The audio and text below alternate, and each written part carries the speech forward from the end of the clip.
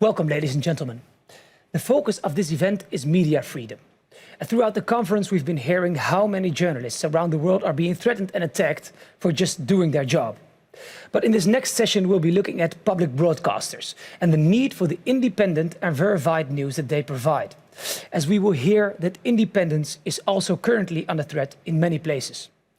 Our moderator for today, who will guide us through this session, is Sally Ann Wilson, CEO of the Public Media Alliance.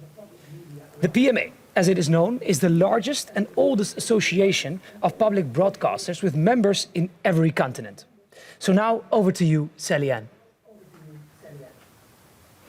Thank you, Kareem, and welcome.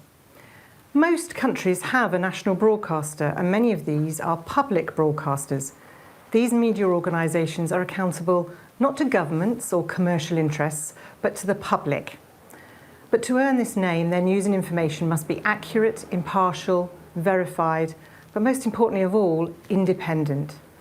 For nearly 100 years, such media organisations have brought us iconic sounds and images. They've provided a shared public media space, a place for citizens to come together in moments of triumph and tragedy. Even in the digital world, national public broadcasters still reach audiences via online services as well as broadcasts. And many have evolved into multi-platform public service media organisations known as PSM, building on their reputations for credibility and trust. Research like this from Reuters Institute for the Study of Journalism demonstrates that in countries where public media remains independent, these broadcasters are highly trusted by the public, especially in times like these with citizens everywhere facing this global pandemic. But public trust is a fragile thing. It takes years to make, but just seconds to break. Today, there are growing challenges and threats to public media in just about every corner of the world. The biggest threat is to its independence. And it's that editorial independence that allows the journalists working for these organisations to hold powerful people to account.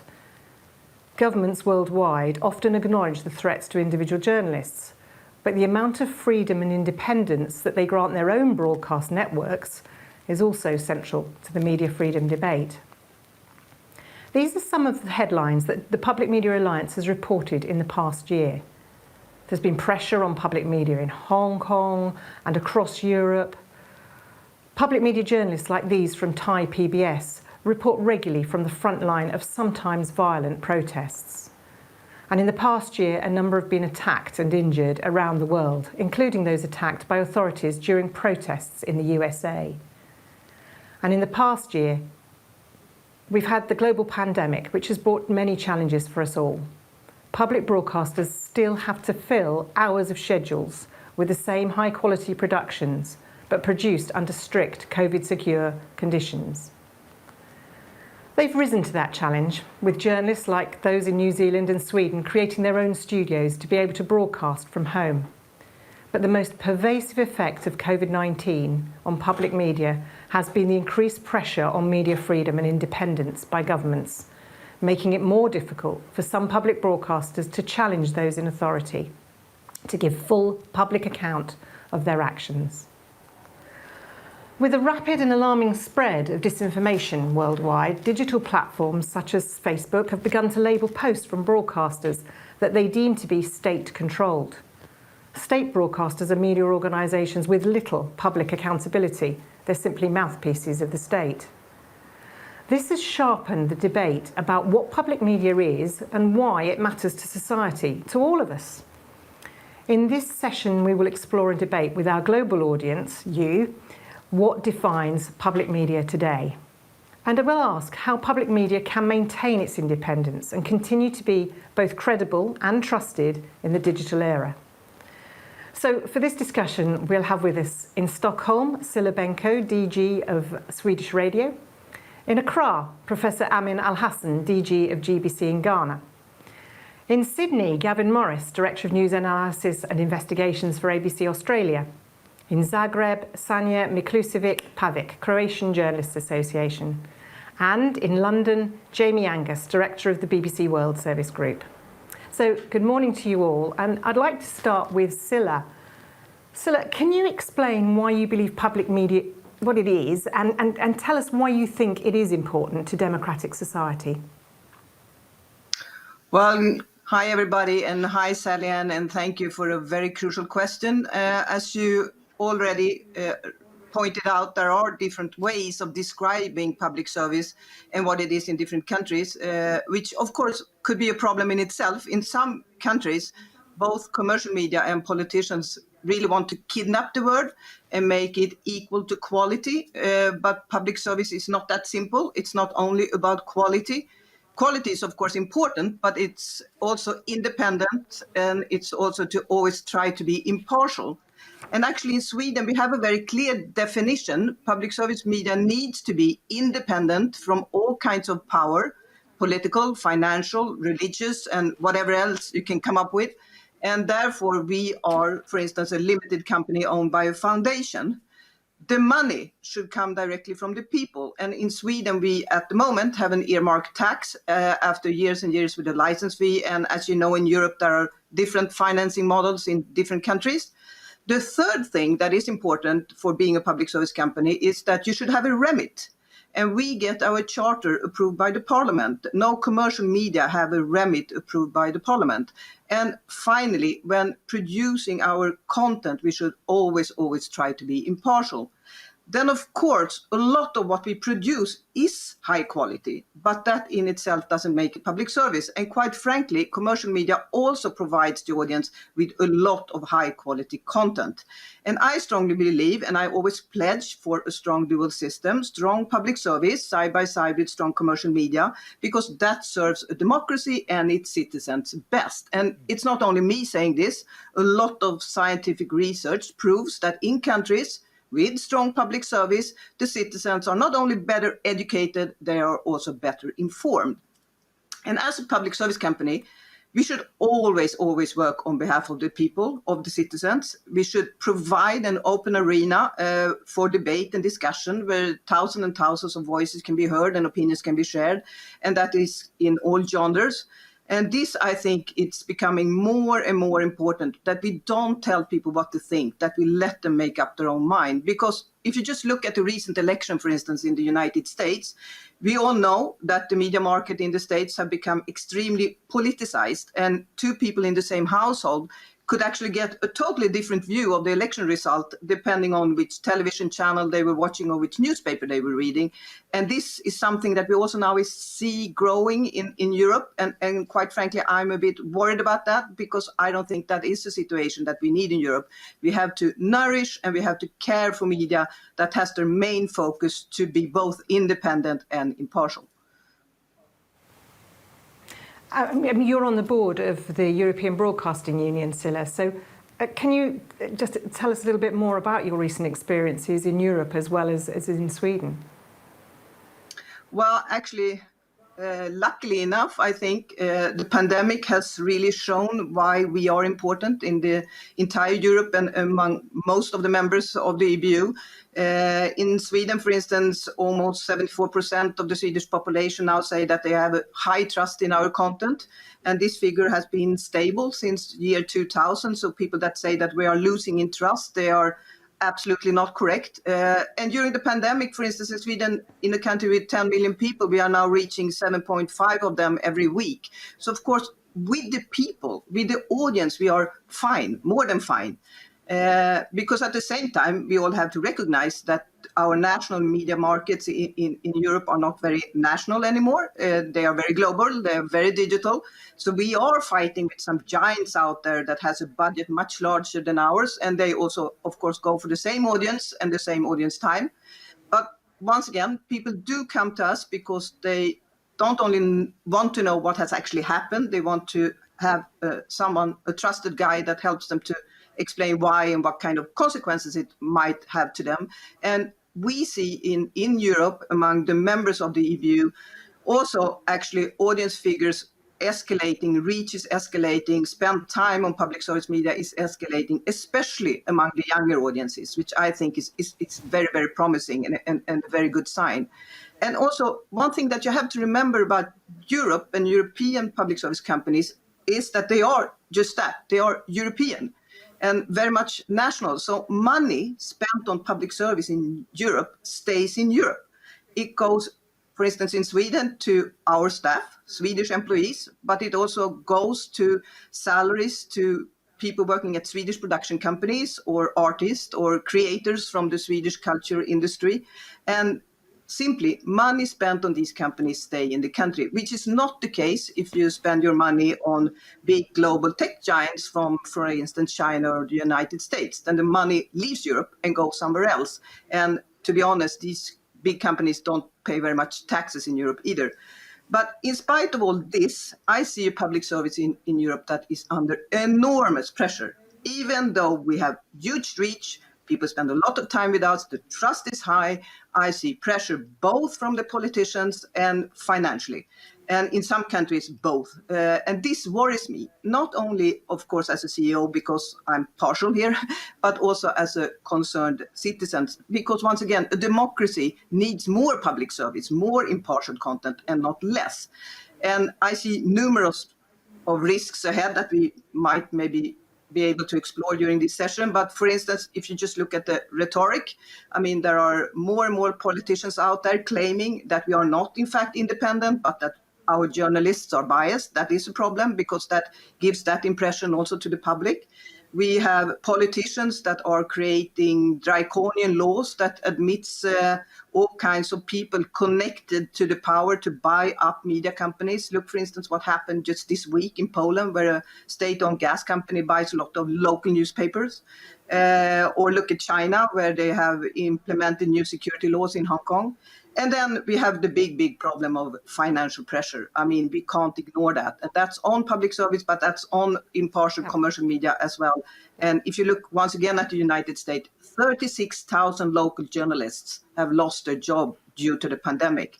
And of course, that is a huge loss. And if you look at the BBC, they also need to save money now. 1,000 jobs are going to go away from the BBC.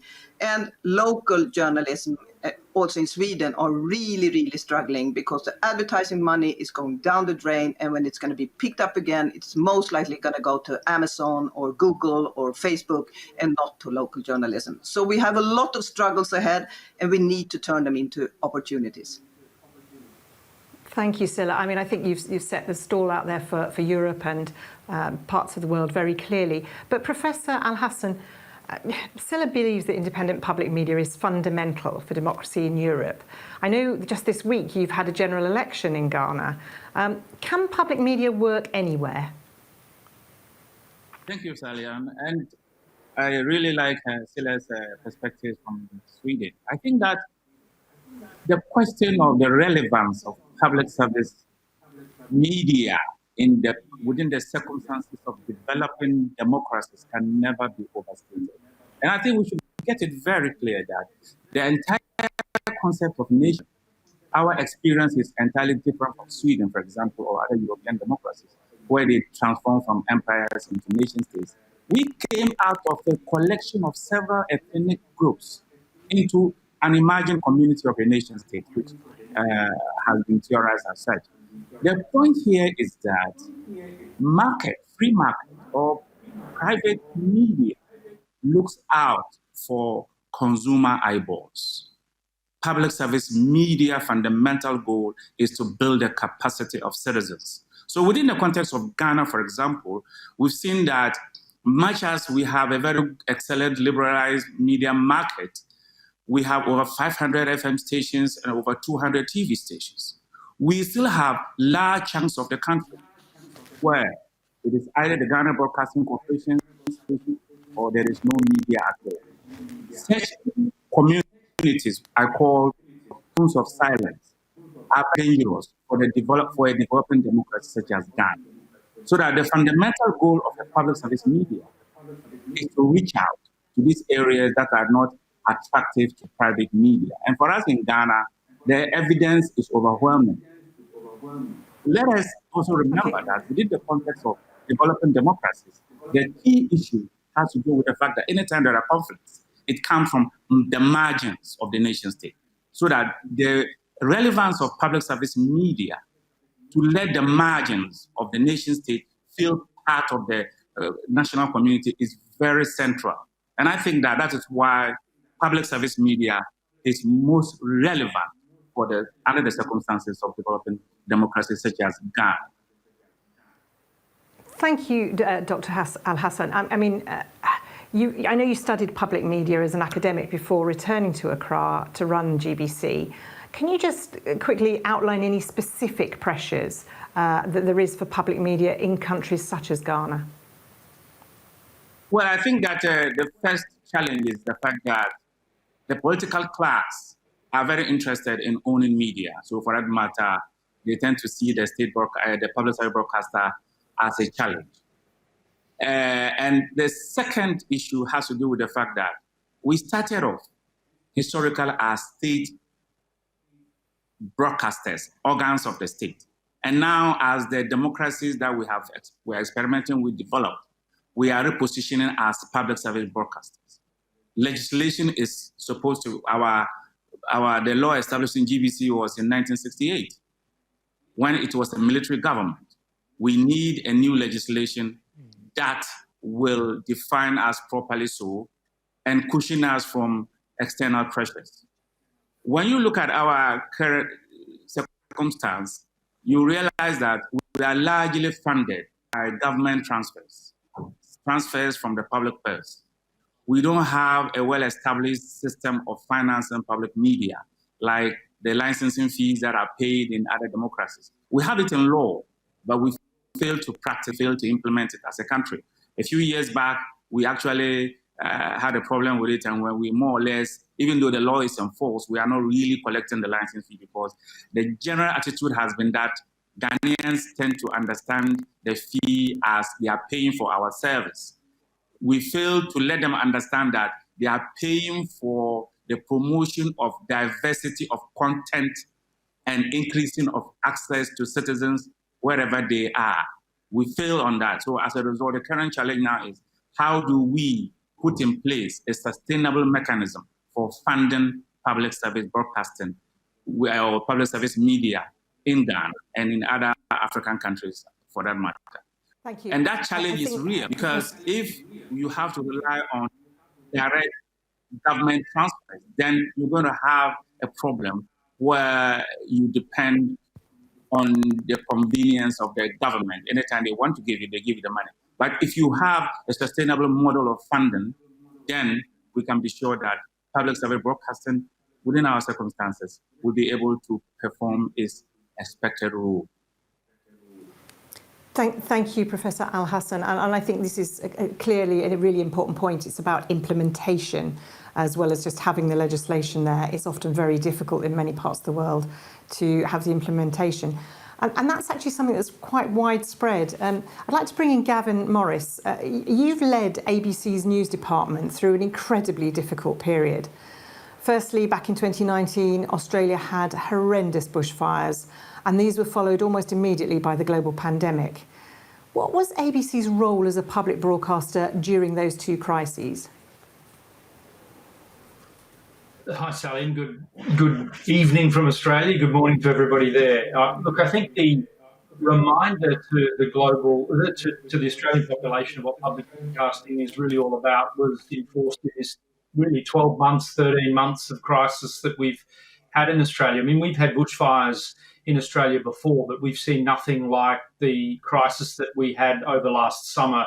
It began earlier than this part of the year, went for 3 or 4 months in every state and territory in Australia. And I think the longer that crisis went on, the more that the public in Australia really came to be reminded of just how valuable a public broadcaster is in the context of a national crisis. To roll from that straight into the COVID situation was something that I think all of our teams and the audience have never experienced before. A national crisis into an international crisis into an economic crisis was literally unprecedented in the history of our organisation and probably Australia as a nation. So, if ever there was a time where public broadcasting was something that the public was focused on, it's been this past 12 months in Australia. And what we have seen with that is not only appreciation on the part of the Australian public. We've seen record audiences, we've seen incredible engagement around our content, but absolutely that essence of this is an organisation and this is a service that is for us as members of the public above and beyond any other interest in the land. Increasingly, as we've gone through this year and we have sought to provide different services, and I suppose that is the way we see ourselves, as providing a genuine service to the public, I think that the value of that has been reinforced for everybody. So, look, it's not like that we would have chosen this ongoing crisis that we've seen for, 12, 13, 14, 15 months now. But nevertheless, what it does do is it's brought many Australians back to the heart of the ABC and back to the heart of public broadcasting and the very idea. I think we took many things about journalism and democracy and public broadcasting for granted in Australia. We consider ourselves a very free and fair democracy. But when you look at some of the challenges that public broadcasting has faced around the world, and you've seen some of the challenges that we've had in Australia, we've had police raids, we've had budget cuts, we've had political interference in the ABC, you've seen board interference at the ABC, and I think that has been going on for a number of years. And then suddenly we've had this year where everybody is reminded of the core value of what it is that we do. And it, frankly, has come right at the right time to remind people that public broadcasting is absolutely a vital service to everybody. So, I think you've summed it up really there, Gavin, and something that's been brought home to us at the Public Media Alliance is that the public are often very much behind broadcasters such as your own, but actually it's governments sometimes that need to be persuaded, because I know you've had quite a lot of pressure in recent years from governments. Let's move on to another really important aspect of public media and their independence. To be effective, a public media organisation must reach every sector of its audience.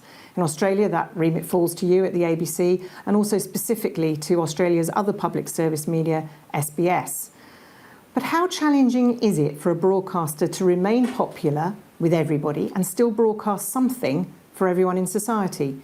We asked RNZ Radio New Zealand and CBC Radio Canada for their perspectives. They responded with this short film. E kui mā, e koroma, e raurangatira mā tēnā rā koutou katoa. I'm Jim Mather, Chair of the Radio New Zealand Board and a member of the Global Task Force for Public Media. Thank you for the opportunity to speak at this session.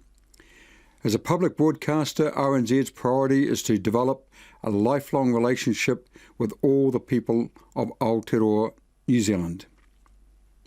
To achieve this, we need to be seeing and hearing our many voices, faces, languages and cultures reflected across our multimedia services.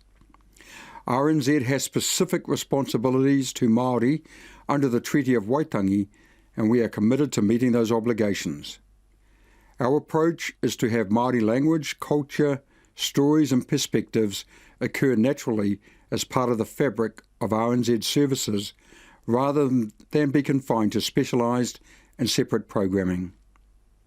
We know we still have a long journey ahead of us, but cultural diversity and inclusivity are the foundations of our democracy and our future. I would like to hand over to Catherine Tate, who is the Chair of the Global Task Force for Public Media.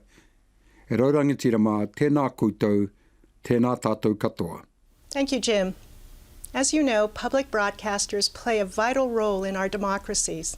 We support social and national cohesion through independent, trustworthy news and programming that reflects the interests of all our citizens. Canada is one of the most diverse countries in the world. Afin de refléter ce caractère multiculturel, CBC Radio-Canada fournit des services en français, anglais et 8 langues autochtones. We offer our services in French, English, and 8 Indigenous languages. And we're committed to doing more. We want to transform our workforce to ensure it reflects the realities of our population. We've taken ambitious steps by setting targets such as 50% of all new senior hires will be from one of the equity-seeking groups. We're also training employees on inclusive newsrooms and the impact of unconscious bias in our reporting. This is a critical moment in history. If we want to remain relevant, we must step up and be the inclusive leaders of change our societies expect. Thank you. So, Kareem, have we had any questions from the global audience and reactions so far? Thank you, Sally-Ann. Yes, we have, but of course it is a very interesting subject. Me as a journalist for a public broadcaster, but also as a teacher, I'm very inspired and also see the urgent of this topic. The first question is, how can we attract people's attention towards public broadcasters? Sally-Ann, who do you think is the best person to answer this question? I think let's go back to Scylla on this one. Well, I think one important thing is to realize that you are part of the society and that you're not reporting to the society, but that you are engaging with the society. So we are doing a lot of things, getting the staff out of the buildings. Now it's a bit difficult due to the pandemic, but normally so we do less and less of our broadcasting indoors, much of it outdoors, trying to be in every single corner of Sweden, trying to really prove that we are a broadcaster for the entire country. So it's about being present in the country, but it's also about letting people in, letting their ideas to be part of our ideas. What do they want us to cover? What kind of subjects are most important to them in their local daily community, for instance? We have very strong local radio stations. And also, to be frankly, where the young audience is, on all kinds of platforms, on social media, engaging with them. See very, very clear signals that also in the time of the pandemic, they come to us. I mean, our news outlet is the biggest one on Instagram, for instance, and that is a very encouraging sign. But I think you have to realize that you have to get out of your ivory tower if you're still there, and you have to be much, much closer to the ones that you are there to serve. Thank you. So I think one of the lessons there, and it's something certainly at PMA we've seen from our members around the world, is get out and about, have a presence. We're aware that all the digital media platforms now that are so powerful, particularly with the young, they are out there, and I think it's for public broadcasters everywhere to make sure they have that high presence in every part of their regions. Let's return to the issue of independence, because it really is critical, and I'd like to bring in Sanja Miklusevic-Pavic. Sanja, you were an editor at the Croatian national broadcaster HRT. You still work for them as a journalist, but you're no longer in that role. Can you just tell us briefly about your experience, and does your government and national broadcaster understand, do you think, the need for independent journalism? I think Sila made, hello from Zagreb, and Sila made a great intro about the situation in Europe, but in this part of the world we have a little bit different position. I very quickly, on the front of the line of the defending public television, its independence and public importance. At the same time, I'm being exposed to lawsuits by my employee. I have worked for HRT almost 25 years, but Croatian National Television is suing me together with Croatian Journalist Association for a public statement. I signed on behalf of 200 TV journalists, members of our branch on television. That public statement talks about censorship and the non-transparent program investments. All these cases have undermined the credibility of the television I work for. It had very negative impact on public television. And our position is as a journalist, and it's very, very difficult to be in this time. If we can criticize the work of politicians, for example, and other social groups, why should we not question the work of the public service leadership, especially in terms of COVID pandemia, when we have to be maximally open and transparent? Especially when the leadership refused to give us some answers. And maybe it's important that Croatian television is I think the management of my television is one in Europe who suits the journalists or employees. And they say that I'm damaged the reputation and honor, and they estimated it about around 33,000 euros. So that's the case now. We are on court. But it's very worrying that politicians have been joined in numerous lawsuits against journalists by public television, which is financed here in Croatia by all citizens who own a TV or radio receiver with a monthly amount of about 11 euros. So, as my favorite journalist says, we cannot defend freedom abroad by deserting it at home. Thank you, Sanja. I mean, this is a really interesting perspective right from the heart. I know you were the editor of the evening TV news programme. So you were very, very well known in Croatia to the public. And I think from your position with the Croatian Journalists Association, do you see, where you sit right at the heart of Europe, that is a similar perspective from elsewhere in countries around you? Political pressure, Sila mentioned before, and we see the example in Australia and in Ghana. Political pressures on public service in the region is in the countries of ex-Yugoslavia. We had the war before 25, 27 years. It's almost the same through the dominance of the ruling parties in its program. It's not a unique phenomenon, and it's very similar to the problem faced by the Croatian public service. We share the similar heritage with a similar history, but a similar biography. A turn path of transition, the pressure of which is reflected in the choice of topics and the time that political actors receive. The editors are already always on autopilot, so the government does not have to put pressure on them. And independent journalists have been removed from the screen and pushed to the program margins. And the best weapon of control, we heard it before, is question of media laws and financing. And the process of transforming the state broadcaster into public broadcaster is not finished yet. It's a long time process. We see the example of Serbia, but we are now the part of a European Union like Slovenia, but we have an example in Slovenia when the politicians try to control the public media, the right-wing Janez Janša party put the pressure on journalists there. But very interesting is that the Slovenian television has big support of audience. So that's important. We have to go to that goal, to be transparent and that people want public television. I think this is really interesting, and I can see that from our other panellists who are spread really right around the world, and particularly this morning, Professor Al-Hassan, all nodding that this situation is something they recognise and understand. And even within the UK, Sweden, we see these pressures on public media growing day by day. We also know we're living in a world of disinformation, a post-truth society as we hear it described. Earlier we heard from Gavin how citizens trust public media in times of crisis and emergency, and we've seen that replicated around the world.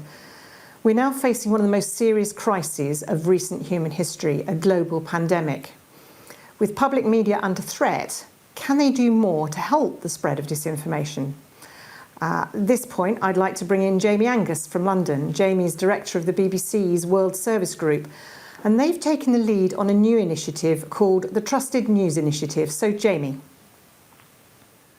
Good morning, everyone. Brilliant to be with you. Thanks, Sally-Ann. The Trusted News Initiative was established to counter the harmful impact of disinformation at moments of maximum jeopardy. It brings together leading global figures from the publishing industry and from the biggest tech platforms, united in their commitment to counter the fast-growing threat of disinformation and its real-world harms, both to life and to the integrity of democracy. And the specific focus is the protection of life and the integrity of the democratic processes at election times. So over the next couple of slides, you can see some of our partners who are involved in this scheme. It's the only place in the world that the major tech platforms and publishers talk in real time at a high level about the threat of disinformation. And it provides the only forum for quick and collective alerts for the most potentially dangerous disinformation, allowing speedy action to limit harm. We first convened the group in June 2019, and as you can see, it involves some of the largest tech platforms and a selection of well-known publishers, including the Washington Post, the LA Times and the BBC, the EBU. But we've also taken steps to try and extend the partnerships to partners from the global south. We're very pleased to have the Hindu involved, and we've also added the Mail and Guardian in South Africa in recent months. I'm going to talk now about some of the aims of the partnership, which I think you can see on a slide in front of you, hopefully. The first is the early warning system. This is a framework we deployed successfully in a number of different elections, the UK general election, the US election, and in elections in Taiwan and Myanmar. It's led to the speedy takedown of disinformation which could have spread across platforms and done real-world harm. It's led directly to the removal of a number of fake posts and accounts that could otherwise have spread disinformation extensively on social media to the detriment of news organisations, platforms, and the integrity of those important elections. For engineering solutions, we're working on a really exciting project collectively called Project Origin, a new approach to combating disinformation by detecting the manipulation of content and authenticating the content source. While brand marks, styles, and other traditional indicators of trust continue to be critical, they're no longer enough to ensure content legitimacy. Altered or synthetic material can at times appear to come from reputable journalistic sources. So Project Origin attaches a digital watermark to media originating from an authentic content creator, a watermark that degrades when content has been manipulated. So when fielded, audiences will see an indicator of authenticity along with a message on the content or in their browser. And this ensures that audiences know the content, such as video, was actually produced by its purported source and not been manipulated for other purposes. We're working together on media education, and I'm going to announce something exciting about this very shortly. And we've also worked specifically on integrity, election integrity, and protecting democracy. And I'm now going to show you a slide that relates to this, but before it appears, I should say that it is a fake news slide, so please don't act on it or tweet it because it's a piece of disinformation. So hopefully you can see from this slide that we had a false story, a fake BBC breaking Twitter account. You can see from the Twitter handle, it's not quite right there, which claimed at the height of the COVID crisis in the spring that Prime Minister Boris Johnson had died. Fast alert amongst the partners of the TNI stopped this lie spreading across the internet and around the world where it would have caused panic. We found a way to alert each other in real times so that partners are on guard at times of the highest jeopardy, ready for the most serious break glass moments when viral disinformation risks real world harm. And we've shared recent alerts over similar pieces of disinformation in the US election and in Myanmar. When people in the UK and later Canada and the Netherlands were urged in Facebook and Instagram posts to set fire to 5G masts, we again had a fast alert that prevented the destruction of property and compromised the response of the emergency services. So finally, Sally-Ann, I'd just like to announce a new piece of research that we're conducting as part of the TNI. We are particularly focused this year on the introduction of the new COVID vaccines and the rise of health disinformation, and particularly anti-vaccination disinformation, which I'm sure you've all observed. So today I'm delighted to announce the launch of a new initiative which will help TNI members gain an understanding of the effectiveness of different interventions to fight vaccine disinformation. The BBC World Service Group will fund new research led by the Reuters Institute for the Study of Journalism and working with First Draft. We'll examine the effectiveness of different interventions which seek to educate audiences and prevent the spread of health disinformation. This vital role of providing trusted and independent news about public health has helped to save lives already during this pandemic. The BBC's disinformation and health teams are already leading the way in countering dangerous disinformation which puts public health at risk. and this will remain paramount as vaccinations are rolled out globally. So the research project we launched today, supported by the Trusted News Initiative partners, takes place against this background and will provide a deeper understanding of the interventions that fight misinformation, and will release the results of that research in a major conference hosted by the BBC in spring 2021. Thanks, Jamie. I think that's a really important announcement, and I think it's more initiatives of collaboration between public media organisations and others that we need at this critical time. I mean, Public Media Alliance has always understood from the work we do around the world that what public media says is not only important information, it's often life-saving information.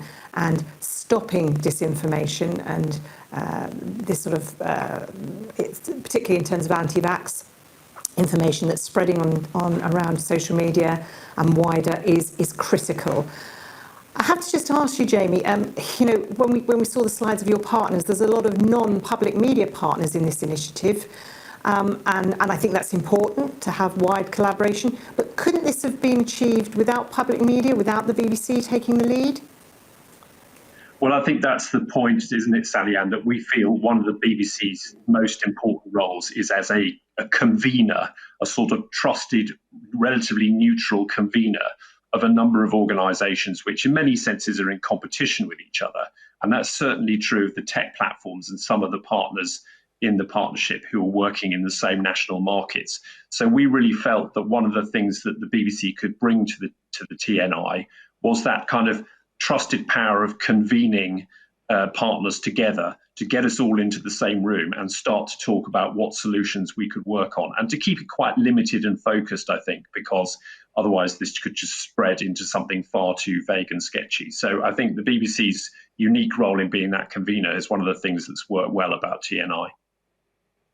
Yeah, and that's brilliant. And I think it's great that you've been able to announce it at the World Press Freedom Conference, because it means that what you're doing is getting to a wide global audience there, thanks to the Netherlands government and UNESCO. Kareem, what reactions are we getting from the global audience? Have you got any other questions for us? Yes, a lot of questions. I picked one out, and it's about a topic that we were discussing earlier about COVID-19.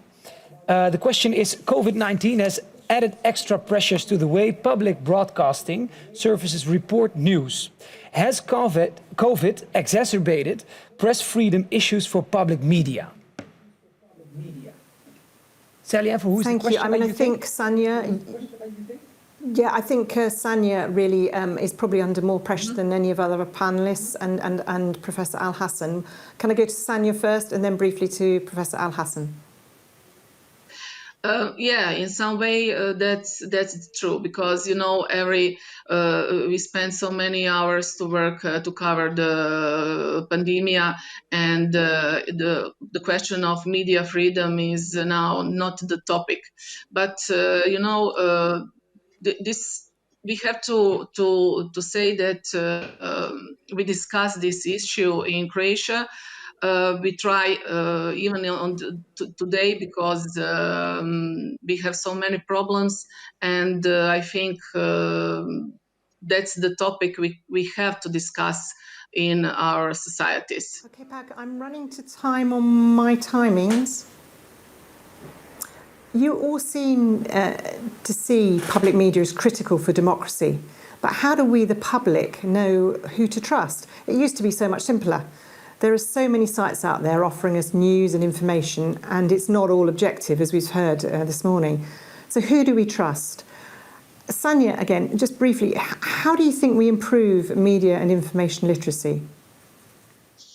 The World Health Organization has said that there is an equal great danger of infodemia. So it's very interesting, I think. Because there is so many fake news in media space, so we have to be very careful who to trust. And Sila said before, I think public media in Europe and in the world, we heard Australia, we heard the BBC as example, passed the test. I think we all, with all our problems, do a great job, and maybe we should talk more about media literacy. I don't remember the case that when I on public television or in a commercial television in the prime time look or saw some TV show about the media literacy. It's an important thing, but I think we have to do more. I think that's a very resonant point. Briefly, Professor Al-Hassan, media literacy in Ghana, in your part of the world, do you think there's a lot of room for improvement there? Well, there is a lot of room for improvement, and if there is any occasion for us to have learned this lesson, it was during these recent elections. We saw how misinformation and disinformation were used as weapons. I mean, we saw how fake news became a very important instrument in the hands of various opposing political parties. And we also saw the risk of, in the case where fake news gets to be weaponized into something that could cause really serious social issues. We saw all this in these recent elections, and the lesson we are learning from all of that is that media literacy is something that we really have to focus on as a people. Our educational system, our media establishment will have to work on letting people understand. Because of the sophistication of fake news and because of the convenience of digital technologies in inventing reality, it's been very difficult for people to understand that these are handiworks of people sitting on the computer and creating new stories that are not real. And I think that is very critical for us in a developing country where even alpha numeracy has been a challenge. And now we have digital and information literacy that we need our people to understand that I've done some, on my own some few experiments in some presentations showing how reality is invented. And I think that is what we need to understand, that we are going to live with fake news for a very long time to come. It's very clear. As we've embraced digital technologies, but we have to decipher the truth from falsehood. I think that's a really important point, and to just move on, because I think we could talk about this public media and the issues it's facing for much longer than the hour that we've got. But if I can come to Scilla, we heard earlier that Facebook have started labelling media they believe to be state media. Do you think this kind of labelling by digital platforms is a useful step? And if I can ask you to give a sort of a brief answer so we can move on to another film. Well, yeah, I will try to be brief. I mean, the easy answer would be, of course, yes. But then when you think about it, it's a bit more complicated, because who is there to decide what is actually state media, and who is there to judge if the company has true editorial control, which is critical. And I think there is a risk that Facebook labels or don't label companies that should be labeled as state media, and then sends a signal to the public that these are companies that should be trusted and have full editorial control, and then they don't. So, I mean, that is it is more complicated than you think. And for us as public service companies, I still think we have to stick to editorial control. For us, it's very, very important that our content is perceived to be not tampered with and not edited or not modified by any tech platforms. Otherwise, I think that the audience will lose trust in us, and that would be fatal. So I think, as you say, there's a great gradation of, from state media, which we know is state controlled, through to public media, which everybody's happy with at the moment. Some few broadcasters that people are happy with, and then there's a great gradation in between. Al Jazeera are a global broadcast network based in Qatar, and they've made us a short film about their perspective on the labelling of broadcast media. As you may know, digital platforms such as Facebook, Twitter, and YouTube have begun labeling news organizations in an effort to inform readers of the political origin and/or validity of the news they are consuming. While this effort to label potential disinformation and propaganda is necessary, the method in which it has been deployed has been clumsy and has even been weaponized, ultimately doing more harm than good. Al Jazeera, as an example, is one of the largest and most well-respected news organizations in the world, with more than 3,000 employees representing over 70 nationalities. We have won more than 300 awards since 2011, including 3 Emmys, 4 Peabody Awards, the Overseas Press Club's prestigious Edward R. Murrow Award, and the UN Women for Peace Association's Awareness Award. Since our inception in 1996, Al Jazeera has strived to be a fully transparent organization that acknowledges and embraces where our funding originates, while at the same time demonstrating our absolute editorial independence from the state of Qatar through journalism. Frankly, our content speaks for itself, with innumerable stories that reveal and argue viewpoints that many times are at odds with the official state positions. Please go see for yourself. For these reasons, we welcome labeling, but also insist that it be accurate, transparent, and fair, not wielded as a geopolitical weapon for an ulterior motive. As with other public news organizations, labeling us as funded in part by the state is absolutely justified. However, any label which implies state control is totally and utterly false, unfair to us and unfair to the global news consumer looking for unbiased and truthful journalism. Bucketing Al Jazeera and other publicly funded news organizations with state-sponsored propaganda machines not only diminishes and discredits Al Jazeera, but threatens journalism and the free press writ large.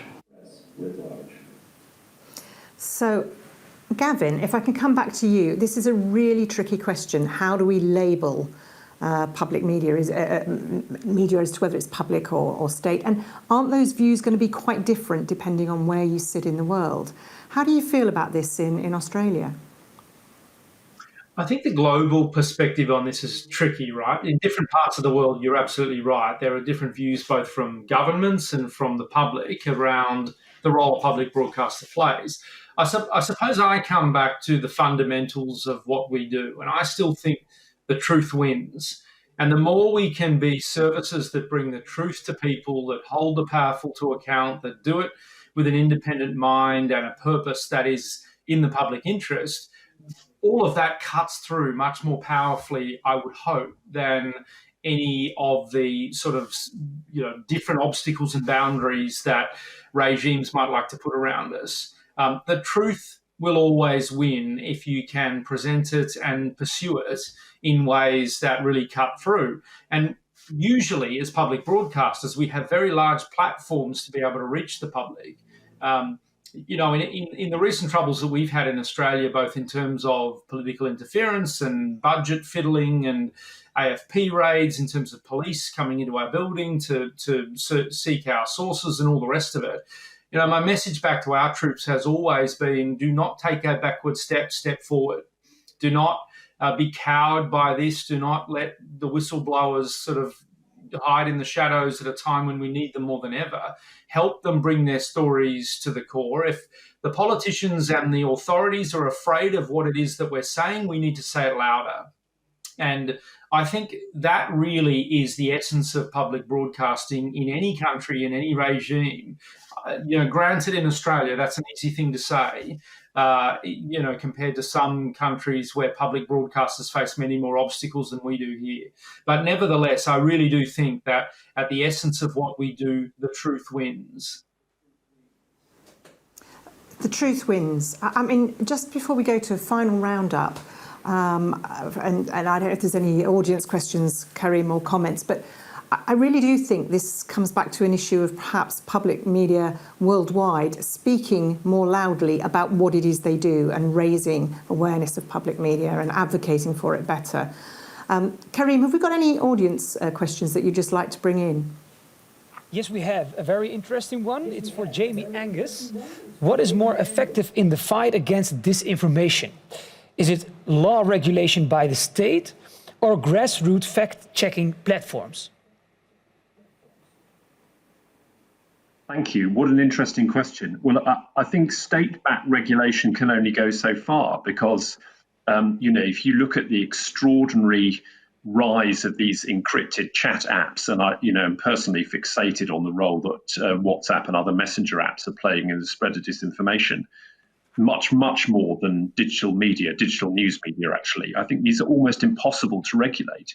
And so it seems to me that the most effective way of combating health disinformation is simply supply and demand. You have to raise the demand for trusted information, and you have to try and squeeze out the nonsense that is circulating on encrypted chat apps. And that requires a kind of whole society solution involving fact checkers, public broadcasters, governments, technology platforms. Like, no one single thing is going to solve this problem, and it's probably going to be a generational struggle for the next generation of our lives, and particularly acutely a struggle over the next year around very specifically around the vaccine issue. So thank you, Jamie. I think, again, we're hearing more coming together, more talking to each other as public media about what it is that public broadcasters do, and acknowledging when we get things wrong. But I'd like to say a thank you to all of you for bringing so many different perspectives on public media to a global audience today. And thank you all very much for watching. And we hope that the discussions around public media will carry on in the weeks to come. Karin, can I hand back over to you? Thank you very much, Sally Ann. It was a rich and stimulating and also an inspiring session. I myself learned a lot. I hope the people at home as well. Thank you to all the panelists for all your knowledge that you shared with us. And thank you all very much from here. Thank you and goodbye.